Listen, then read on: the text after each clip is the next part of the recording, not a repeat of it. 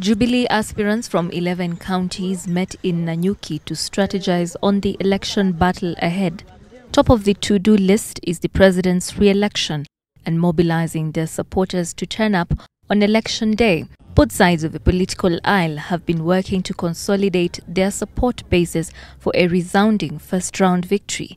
Even during this nomination, if you look at their regions, in the Jubilee regions, we managed to mobilize a voter turnout of an average of 60% or so, while they were ranging at about 30% during their nomination.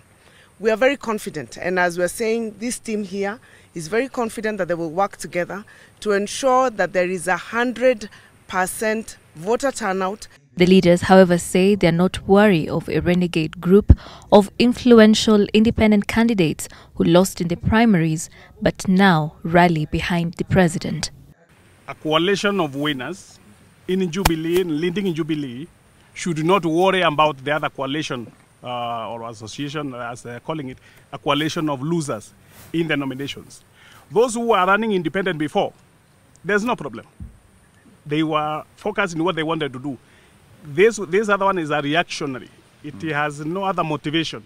The independents who formed a caucus claim to have been rigged out in a wider scheme to clear them out ahead of 2022, where the deputy president will be seeking the region's support for the top office. The Jubilee leaders, however, say they're not ready to make way as the party is still the most popular in the president's stronghold, though its place has been rattled by the president's decision to work with smaller parties which have also fielded strong candidates.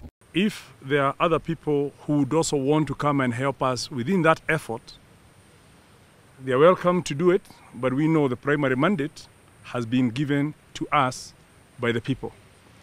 And we don't want to use a lot of our energy to be diverted from our own efforts by looking at what other groups are going to be doing. The leaders say the strategy meetings will be regional ahead of the election. The challenge now for this group of aspirants is whether they will weather the election storm in August, having to come up against a rising tide of independent candidates, and whether they can indeed find the synergy in the parallel campaigns for the president's benefit. Sheila Sendeo, NTV, Nanyuki.